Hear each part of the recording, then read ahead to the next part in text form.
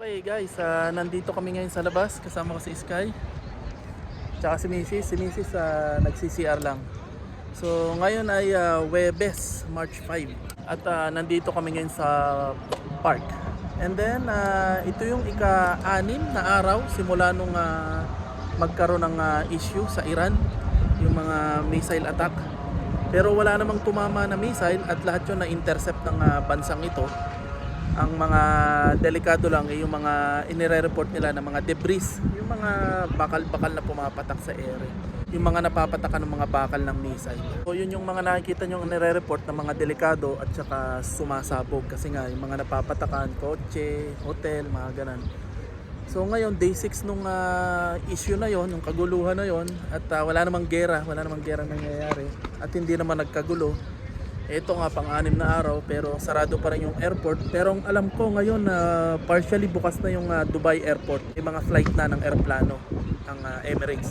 May nakita na nga ako sa balita sa Pilipinas na marami nang nakauwi, yung mga na-stranded na mga cancelled flight. Nakita ko nga sa balita, medyo fake news kasi ang sinasabi sa balita, mga repatriation, mga tinulungan ng gobyerno para makauwi yung mga kababayan, mga Pilipino dahil sa kaguluhan sa Middle East. Pero hindi naman totoo. Mga ano yun, mga na-stranded na kababayan nung nagsarado yung aerospace ng UAE at walang flight ng eroplano. So canceled lahat ng flight. Kaya hindi sila makauwi kasi walang flight ng eroplano, canceled lahat. So nung nag-open pa unti-unti yung airport, ayun, tsaka sila pinauwi ng mga airline. Pero libre naman yon yung rebook at saka yung mga nag-overstay, so libre lahat yun. Ginawang paraan lahat ng gobyerno dito. Kita nyo natin, papakita ko sa inyo. So iyan ang sitwasyon ngayon dito sa park. Kita nyo naman, napakadaming Pilipino naglalaro pa ng basketball. So ayan sila, puro Pilipino naglalaro ng basketball, nag-i-enjoy. Wala namang wala namang masamang nangyayari o wala namang kaguluhan nangyayari. Tuloy ang basketball, mga Pilipino. Yan, tuloy lang. Dahil Pilipino, nagbabasketball, nagpapakasaya. Wala namang kaguluhan. So, wala, puro fake news yung nasa Pilipinas. Wala pa nga kaming nakikita ng aeroplano dito sa Abu Dhabi. Nasa Abu Dhabi kami.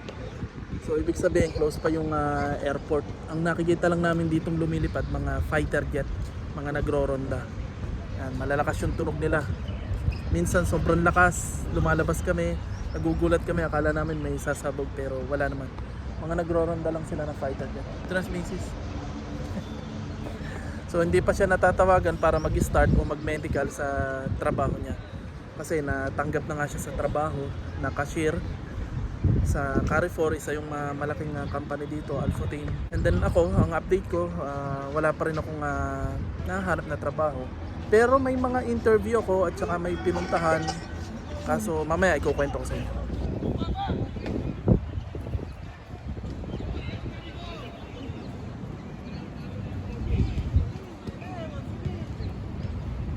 So guys, tinan nyo. So walang kaguluhan dito. Ito nga, maglalaro kami ni Sky. Nandito kami sa park.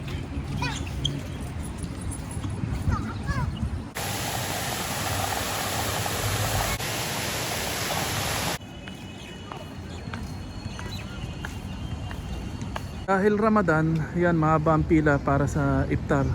5:30 na ng hapon, so malapit na yung iftar. Haba na ng pila. So nagbibigay yung mosque ng pagkain para sa iftar. Okay guys, pauwi na kami. Alis na kami dito sa park.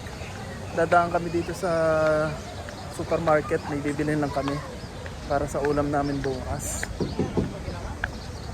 Tsaka ano pa bang bibili natin? Saging. Matagal na kami hindi nakapagsaging.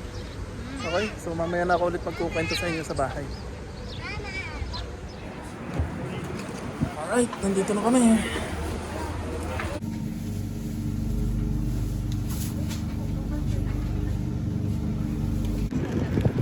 Okay, so ito na yung napamili namin. Okay na, so ito yung uulamin namin bukas. Okay, nandito na kami sa bahay. Yes, Inkay. Alright guys, nandito na kami sa bahay. At yun na nga, pinakita ko sa inyo na pumunta kami sa labas, sa park. Maraming Pilipino, maraming tao, diretso ang Ramadan, ang dami nakapila para sa pagkain para sa iftar. So kita nyo naman, so ngayon ay March 5, tama? So March 5, ika-6 na araw simula nung nagkaroon ng issue sa Iran. So okay naman lahat dito, hindi kailangan magpanik. Although yung airport ay sarado, ibang company ay nag-stop ng hiring, tapos yung ibang pasyalan sarado. Kasi nakikiramdam pa sila kung ano mangyayari, pero wala naman, tahimik naman dito. Hindi naman nagkakagulo. So guys, tungkol naman dun sa application ko, kung nakahanap na ako ng trabaho o hindi, hanggang sa ngayon wala pa rin po. Although may mga interview, tapos may pinuntahan akong mga volunteer, wala pa rin po at nagbabaka sakali pa rin po ako. So may mga tumutulong po sa akin, may mga nagme-message na baka matutulungan ako makahanap ng trabaho at nagpapasalamat po ako sa kanila.